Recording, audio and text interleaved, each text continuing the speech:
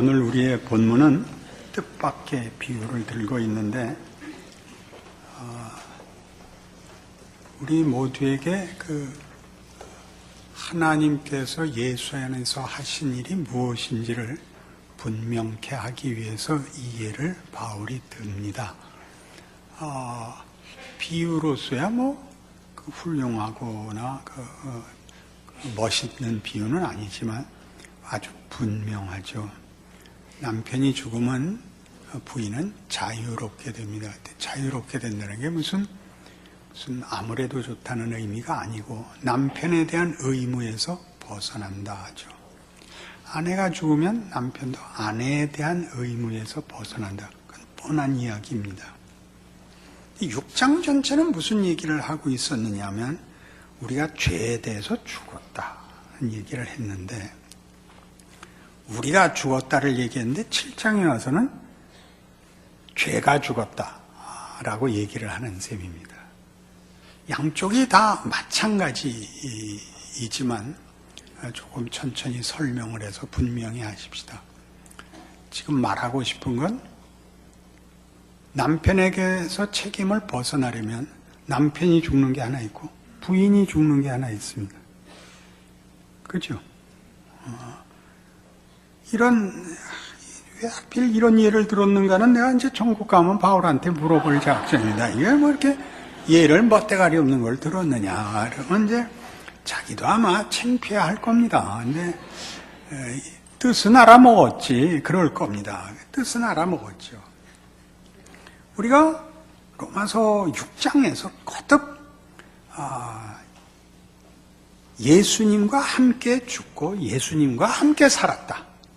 함께를 강조하고 죽었다 살았다를 예수와 연합해서 예수의 죽음이 우리의 죽음이고 예수의 부활이 우리의 부활이다. 그 얘기를 계속하고 있어요.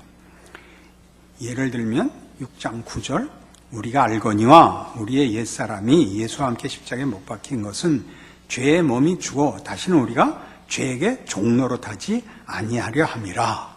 이럴 때는 누가 죽었다는 거예요? 아내가 죽었다는 거예요. 그죠? 아내가 죽으면 남편한테 아무 책임이 없다. 그러니까 우리가 예수와 함께 죽어서 죄한테 아무 책임이 없다. 그렇게 얘기하는 거예요. 그러니까 11절에 이와 같이 너희도 너희 자신을 죄에 대하여는 죽은 자요 그리스도 예수 안에서 하나님께 대하여는 살아있는 자로 여길지어다. 이렇게 얘기하면 이제 누구한테 책임이 있게 됐죠? 하나님께 책임이 있게 됐고 죄하고는 상관이 없는 자 됐다. 그 얘기를 하고 있어요. 이 모든 문제를 말하자면 죄가 무엇이냐에 대한 이해에서 이해를 하셔야 돼요. 죄가 뭐냐? 하나님 없음이 죄예요. 인간이 하나님 없음을 선택했단 말이에요. 하나님의 통치를 거부하자. 하나님의 통치와 보호와 그 복에서 벗어나자, 이탈하자 사망이 찾아오죠. 하나님만이 생명을 만드시고 보존하시고 채우시고 영광되게 하십니다. 그 생명에서의 공급이 끊기면 부패가 시작이 되죠. 그것을 우리가 도덕적인 현상에서 많이 보지만 도덕성의 싸움이 아니라 이게 냉장고에 전기가 끊어져서 음식이 썩는 것입니다. 음식이 잘못된 것이 아니라 전원이 끊긴 것입니다. 그래서 예수께서 오셔서 한 일이 뭐냐? 죄를 없이 하시는 거예요. 죄를 없이 하셨다는 게 무슨 뜻이냐? 우리 죄에 관한 설명이 이미 로마서를 시작하면서 복음이 뭐냐? 할 때 모든 믿는 자에게 구원을 주시는 하나님의 능력 이렇게 출발했죠. 그게 왜 필요한데? 죄 아래 있기 때문에. 우리가 죄 아래 있다는 걸 뭘 보고 알아? 하는 짓을 봐라. 로마서 1장 18절부터 3장 20절까지 얘기해요. 모든 더러움, 모든 거짓됨, 이것이 죄의 증상들 아니냐. 왜 그것이 생겼느냐? 하나님을 외면한 탓이다. 하나님의 영광에서 떨어져 나갔다. 그게 진단이었어요. 그럼 어떻게 회복을 하느냐?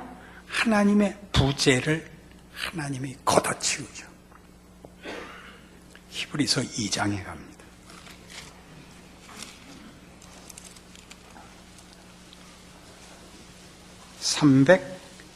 354페이지 신약성경 히브리서 2장 11절. 거룩하게 하시는 이와 거룩하게 함을 입은 자들이 다 한 근원에서 난지라. 그러므로 형제라 부르시기를 부끄러워하지 아니하시고 이르시되 내가 주의 이름을 내 형제들에게 선포하고 내가 주를 교회 중에서 찬송하리라 하셨으며 또다시 내가 그를 의지하리라 하시고 또다시 볼지어다 나와 및 하나님께서 내게 주신 자녀라 하셨으니 자녀들은 혈과 육에 속하였으며 그도 또한 같은 모양으로 혈과 육을 함께 지니심은 죽음을 통하여 죽음의 세력을 잡은 자 곧 마귀를 멸하시며 또 죽기를 무서워함으로 한평생 매여 종노릇하는 모든 자들을 놓아주려 하심이니 이는 확실히 천사들을 붙들어 주려 하심이 아니요 오직 아브라함의 자손을 붙들어 주려 하심이라. 예수께서 오셔서 죽음을 통하여 죽음의 세력을 잡은 마귀를 멸하셨다 그럽니다. 예수 그리스도의 십자가, 그의 죽으심과 그의 부활이 사망을 없앤 거랍니다.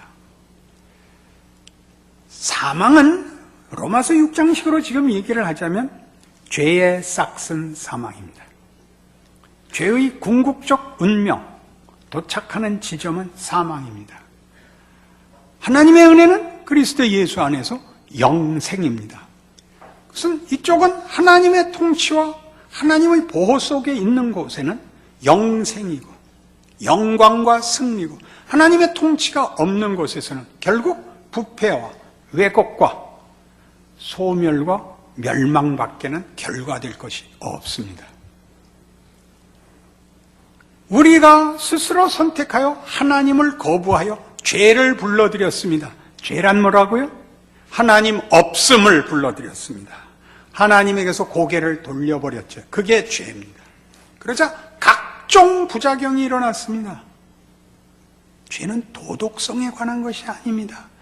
그것이 당연히 현상으로 나오죠. 하나님이 없는 곳에는 의도 없기 때문입니다. 죄가 어떻게 들어왔더라고요? 우리가 하나님에게서 등을 돌렸습니다. 하나님 이걸 어떻게 해결하기로 했다고요? 예수를 보냈습니다. 어두움에 빛이 찾아옵니다. 요한복음 1장이죠. 어두움에 빛이 찾아왔을 때 어두움이 깨닫지 못하더라. 부재의 현장에 예수께서 오심으로 예언대로 임마누엘이 되십니다. 하나님이 우리와 함께 하시다. 그래요, 부재를 없애죠. 부재의 자리에 하나님이 친히 오셨는데 어떻게 부재가 돼요? 나는 고개를 돌렸으나 돌린 곳에 하나님께서 찾아 들어오셨습니다. 그래요, 우리 부재가 만들어내는 사망의 자리에 예수께서 따라 들어가 우리 모두를 대신하고 함께 묻고 사망의 자리, 부재가 만들어내는 그 운명, 부재의 권세, 부재의 결국에 따라 들어가 임재의 주인을 부재가 부정할 수 없잖아요. 임재의 주인을 부재가 이길 수는 없잖아요. 사망이 그를 잡아둘 수가 없는 겁니다. 부재의 결국이어야 되니까 부재의 자리에 찾아와 부재로 사망의 운명에 있는 우리의 사망의 자리에, 죽음의 자리에 이르자 사망이 손을 놓고 도망갈 수밖에 없죠. 생각을 해보세요. 부재가 죄인데 임재의 주인을 어떻게 부정한단 말이에요? 사망으로 사망의 권세 잡은 자를 멸하시는 것입니다. 그러니까 우리가 죄에 대하여 죽은 것은 죄가 할 수 있는 사망의 자리에 예수 그리스도와 함께 우리가 붙잡혀 들어감으로써 죄가 만들 수 있는 우리를 오늘 본문같이 남편이 죽으면 남편에게 책임이 없듯이, 우리가 죽으면 우리가 책임이 더 이상 없듯이, 죄에 대하여 우리가 없어짐으로, 죽어버림으로 죄와의 관계가 끝나는데, 그 끝난 자리에 하나님의 임재로 인하여 사망이 손을 놓을 수밖에 없게 되는 겁니다. 그리스도와 함께 부활하죠. 그게 우리라는 거죠. 구원이라는 것입니다. 이 모든 문제를 로마서가 다루는 것은 예수가 했다는 겁니다. 2000년 전에 했다는 겁니다. 부재 속에 살던 죄 아래 종노릇하지 말고 임재 속에 살게 되었으니, 사망 권세를 꺾었으니, 네 죽음의 자리까지 하나님이 임재하시고 함께 하시니 다른 삶을 살아라 그러는 것입니다. 좀 더 좋은 예를 성경에서 들죠. 출애굽입니다. 출애굽에는 애국과 애굽의 정권 아래서 신음하는 노예된 히브리인이 있습니다. 하나님이 히브리인을 구원하러 오십니다. 유대인들을 구원하러 오십니다. 그리하여 바로에게 내 백성을 놓으라. 바로는 그럴 수 없다. 10가지 재앙을 내리고 할 수 없이 손을 놓는데 하나님이 자기 백성을 홍해 앞으로 끌고 갑니다. 마음을 바꾼 애국 군사가 쫓아오고, 여러분 잘 아시는 대로 출애굽기 14장에서 이스라엘 백성은 홍해 앞에, 뒤에는 추격하는 이 세상의 권세 앞에 섭니다. 하나님이 이스라엘 백성을 홍해를 갈라서 구출을 하시죠. 홍해를 갈라서 구출한다는 게 무슨 뜻인지 아십니까? 애굽 쪽에서 보면 자기 종들이 홍해에 가서 다 빠져 죽은 겁니다. 더 이상 죽은 자들은 실제적인 책임을 질 수 없게 되는 겁니다. 애굽은 이스라엘 사람들에 대해서 권리를 잃게 됩니다. 왜라고요? 이스라엘 백성들이 다 죽었으니까. 예수 그리스도가 우리를 대신하여 우리를 죽음으로 우리 인생을 끝냈습니다. 애굽에 대하여 우리의 책임, 그의 권세 아래서 신음하던 모든 사정은 끝이 났습니다. 근데 이쪽 돌아와서 이 신의 광야에서 보면, 건너편 광야에서 보면 물에서 다시 백성들이 나오는 겁니다. 새로운 종족이 시작되는 것입니다. 너희는 애굽에 있지 않고 약속의 땅에 있다. 이렇게 얘기하는 것이 출애굽입니다. 동시에 하나도 애굽은 자기네들의 힘을 유지하고 가질 수 있었던 노예들, 노동력, 하여튼 그들이 힘을 쓸 수 있었던 힘의 근거들을 잃게 됩니다. 그들이 다 홍해 가서 죽어버렸으니까요. 그래서 애굽은 망하는 겁니다. 그들이 따라 들어와 홍해에서 죽은 것은 그런 상징과 의미를 가집니다. 죄가 더 이상 권세를 가지지 못하는 이유는 그가 부릴 백성이 없습니다. 그래서 그도 죽습니다. 죄가 뭐였는데? 부재거든요. 하나님 없는 곳에서 하나님을 외면한 자들 앞에서만 힘을 쓸 수 있었던 권세가, 하나님이 우리가 거부한 그 자리까지 쫓아 들어오심으로 부재를 다 걷어치우자 죄는 더 이상 설 자리를 잃게 되어 없어지는 것입니다. 왜 한 사람밖에 없을까? 성경이 하고 싶은 얘기는 뭐냐? 우리 로마서 6장으로 돌아가면 계속적으로 이 얘기를 하고 있습니다. 12절, 6장 12절. 그러므로 너희는 죄가 너희 죽을 몸을 지배하지 못하게 하여 몸의 사욕에 순종하지 말고 또한 너희 지체를 불의의 무기로 죄에게 내주지 말고 오직 너희 자신을 죽은 자 가운데서 다시 살아난 자 같이 하나님께 드리며 너희 지체를 의의 무기로 하나님께 드리라. 살아난 자 같이 불의의 무기로 죄에게 내주지 말고, 이런 것들은 다 명령법이 아니고 직설법입니다. 그것이 사실이다 이겁니다. 이렇게 얘기하면 혹시 알아들을까요? 자, 지금은 미술 시간입니다. 그럼 어떻게 돼요? 그림을 그리십시오. 그러는 겁니다. 자, 이제부터 음악을 듣겠습니다. 그럼 어떻게 하라고요? 음악을 들으라고요. 자, 스케이트를 탑시다. 스케이트를 타시라고요. 이렇게 하면 이걸 해주겠다가 아니라, 보상으로 받는 게 아니라 국면이 변한 겁니다. 하나님의 통치 아래로 들어오자 그동안 하나님 없음 속에서 있었던 부패, 왜곡, 헛됨, 더러움들이 아닌 명예로운 일들이 우리를 기다리고 있습니다. 지난주에 얘기했죠. 은혜가 뭐냐? 지위와 기회다 이겁니다. 이제부터 하는 모든 일에 말하자면 명예와 기회가 주어진 기쁨의 존재요 인생이 된 것이 예수를 믿는다는 뜻입니다. 물론 여러분은 그 문제가 도덕성이나 혹 종교성으로 인하여 늘 스스로를 자꾸 되돌아봐야 됩니다. 그러나 그게 목적이 아닙니다. 잘했느냐 못했느냐의 문제가 아닙니다. 맞다 틀리다의 문제가 아닙니다. 이 어느 차원에, 어느 영역에, 어느 약속에 들어와 있는가를 아셔야 됩니다. 너는 내 아들이다. 그렇게 얘기하는 겁니다. 너는 내 아들이다. 그게 무슨 소리입니까? 말 안 들으면 버린다. 그런 뜻입니까? 너는 내 아들이다. 그럴 때는 걱정하지 마라.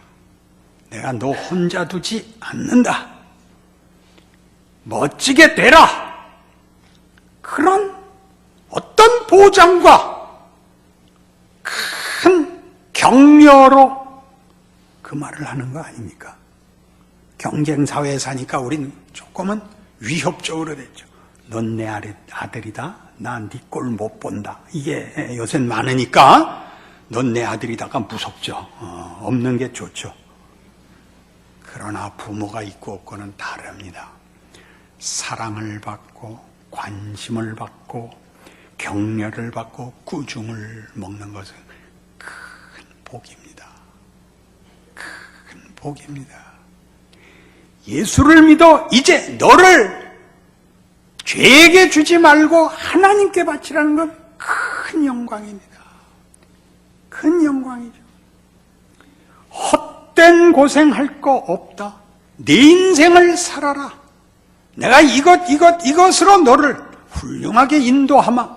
그래요. 기대하겠습니다. 오늘은 이거 하자. 내일은 저거 하자. 이렇게 하나님이 우리의 인생에 매일 찾아오십니다.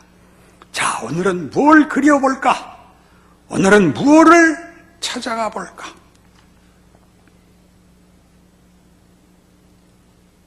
우리 주 예수를 우리에게 보내신 이후로 하나님이 우리 곁을 떠나는 적이 없습니다. 그의 부활과 함께 모든 성도들에게 성령을 허락하사 여러분들이 경험하고 체험하고 확인했느냐 안 했느냐와 상관없이 로마서 8장 28절은 이렇게 되어 있습니다. 우리가 마땅히 빌 바를 알지 못하나 성령께서 말할 수 없는 탄식으로 우리를 위하여 간구하시느니라. 말할 수 없는 탄식은 무엇을 의미하죠? 어디나 함께 하고 계신다는 뜻입니다. 여러분의 지위를 아셔야 됩니다. 은혜가 우리에게 어떻게 주어졌나를 알아야 됩니다. 그러니 이어오는 말씀이 우리에게 의미가 있죠.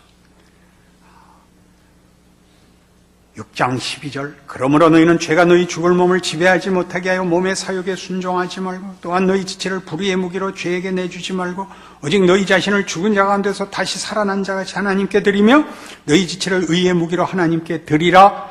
죄가 너희를 주장하지 못하리니 하나님의 부재는 이제 더 이상 없다. 이는 너희가 법 아래 있지 아니하고 은혜 아래 있음이라. 은혜 아래 있다. 하나님의 통치 아래 있다. 내가 너희가 나를 외면한 자리까지 찾아가고 너희가 초래한 사망의 자리까지 찾아가 내가 너희 하나님이 된 하나님이다. 네가 각오하고 이해하고 결심하고 순종해서 얻은 결과들이 아니라 예수로 내가 너희에게 이룬 인생이요 운명이다. 이게 복음인 것입니다. 그리고 오늘 7장도 계속되는 얘기를 뭘 합니까? 죄와 우리의 관계는 끝났다죠. 어떻게 끝났죠? 부재가 없어졌죠. 부재. 하나님의 부재의 영역, 부재의 자리가 없어졌습니다. 우리 모두에게 7장 4절 그러므로 내 형제들아 너희도 그리스도의 몸으로 말미암아 율법에 대하여 죽임을 당하였으니 이는 다르니 곧 죽은 자 가운데서 살아나신 이에게 가서 우리가 하나님을 위하여 열매를 맺게 하려 함이라. 멋지게 사는 일만 남아 있습니다. 쉽고 만사 형통하다는 의미 아닙니다. 로마서 12장 1절에 이 로마서의 아주 중요한 절정에 이르는 결론이 하나 있죠. 그러므로 내 사랑하는 형제들아 내가 하나님의 모든 자비하심으로 너희를 권하노니 너희 몸을 하나님이 받으실 만한 산 제물로 드리라. 몸을 산 제물로, 그 살았다는 건 죽었다 살았다가 아니라 삶으로 드리는 제물로 드리라죠. 여러분의 삶을 하나님의 통치와 그를 아는 자로서 살아내십시오.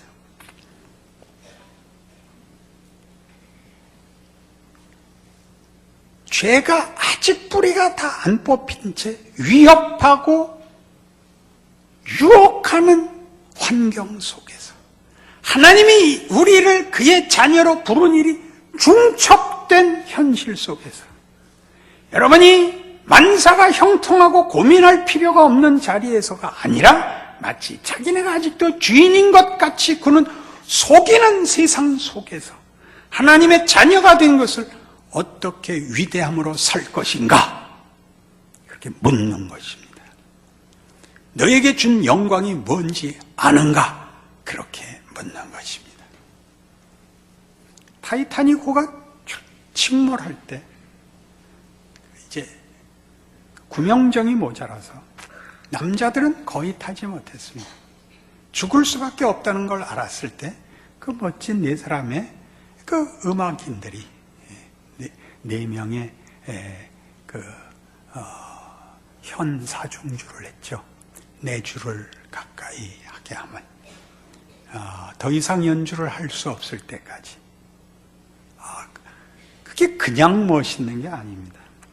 그냥 멋있는 게 아니라 우리에게 닥치는 어떤 것도 예수 안에서 약속된 것을 침해하거나 손상시킬 수 없다는 걸 아는 것이죠. 일부러 그런 자리를 찾아가서 쇼를 하려는 게 아닙니다. 우리 모두의 삶에 사망의 그늘이 늘 습격을 해옵니다. 그 안에서 여러분이 빛으로 생명으로 우리가 누구인가, 하나님이 뭘 하시고 있는가, 했는가 증명하는 삶을 살려는 거죠. 멋진 삶을 사는 거죠. 멋진 삶을, 위대하다는 생각을 하셔야 됩니다.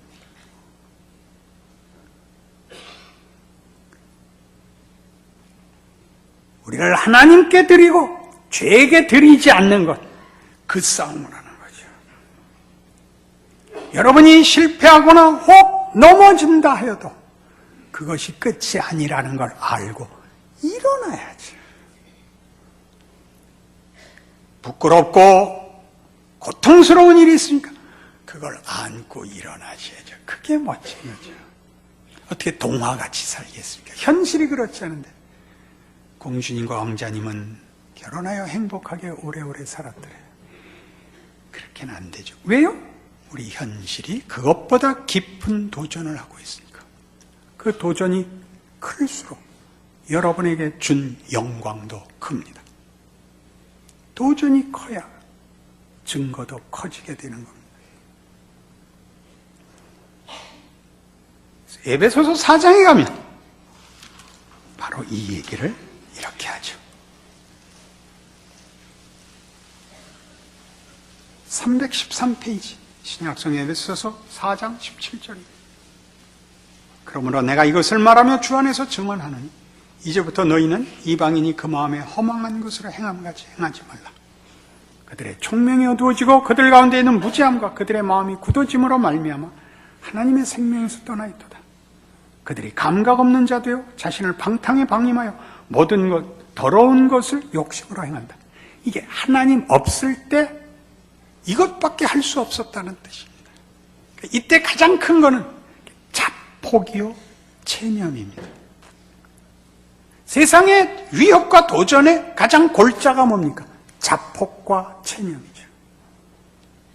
여러분 스스로의 마음에 인생이 별거에서 그 마음이 들 때 별거야 그러셔야 돼요. 별거야. 거기에 위대함이 묻어납니다. 그래서 뭘 하는 게 아니라 거기에 포기하지 않는 것입니다. 내 인생은 내 실력보다 더 커. 내가 생각하는 것보다 더 커. 잊지 마십시오. 여기 가장 두드러지게 나타나는 건 허망하고 무지하고 감각이 없고 고집을 부리고 버려두는 거죠. 포기하는 방탕에 방임합니다. 그리고 더럽습니다. 그 다음을 얘기합니다. 예수 안에 있는 자들 20절 오직 너희는 그리스도를 그같이 배우지 아니하였느니라. 진리가 예수 안에 있는 것 같이 너희가 참으로 그에게서 듣고 또한 그 안에서 가르침을 받았을진데 너희는 유혹의 욕심을 따라 썩어져가는 구속을 따르는 옛사람을 벗어버리고 자폭하거나 핑계대지 말고 오직 너희의 심령이 새롭게 되어 하나님을 따라 의와 진리의 거룩함으로 지으심을 받은 새 사람을 입으라. 새삼스럽게 어쩌라가 아닙니다. 너희는 새 사람이다. 우리가 남자아이를 기르면 주로 이 말하죠. 사내 자식이 그러면 그게 꾸중을 하는 겁니까? 자존심을 격려하는 겁니까? 그죠? 자존심을 격려하는 거죠.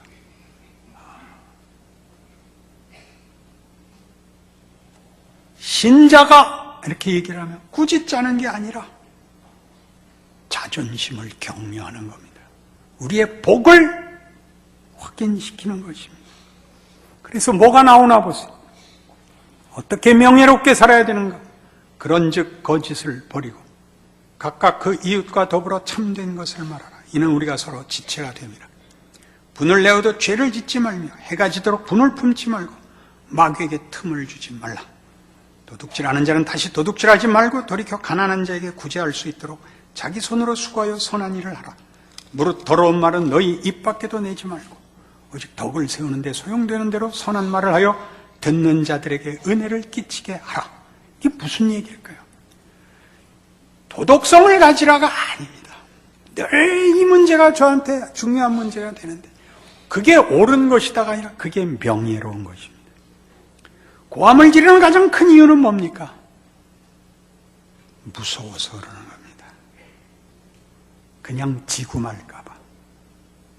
저게 더 지랄을 떨까봐 고함을 지르는 겁니다. 그럴 필요 없다는 겁니다. 웃어 괜찮아. 내가 있어. 이게 구원이요 복음입니다. 넌 네 할 일 해. 멋지게 굴어. 멋지게 굴어. 에? 어디 얼굴 한번 펴봐요. 그렇지. 일부러 얼굴을 펴야 되는 현실을 살아. 가만히 있으면 찌그러져. 생각을 하는 거야. 너희는 그리스도를 그같이 배우지 아니하였느니라. 예수 안에서 뭘 봤어? 죽음이 뒤집어지는 걸 봤어. 뭐가 겁나? 위대하게 사는 거야. 가슴을 펴고 믿음을 갖고 사는 거야. 그게 복음이야. 예수 안에서 우리에게 준 지위와 기회예요. 인생을 사세요. 각각의 그 눈물 나고 한숨 나는 인생을 살아. 그래서 거기서 만드세요. 하나님이 우리 안에 만드는 것이 얼마나 굉장한 것인가. 그 아들을 보내어 피 흘려 몸 찢겨 만들었다는 그 깊이와 그 감각을, 그 놀라움을, 그 구체성을 각각에게 채우세요. 여러분 스스로가 하나님이 우리에게 베푸신 인생의 귀한 것을 확인하시게 될 겁니다. 다른 사람이 격려해 줄 필요 없는, 세상에다 그 확인을 요구할 필요가 없는, 기꺼이 털 깎는 자 앞에 잠잠한 양같이 주께서 걸어가신 길을 갈 수 있게 될 것입니다. 그 깊고 따뜻한 눈빛을 권하며 기도하십시다.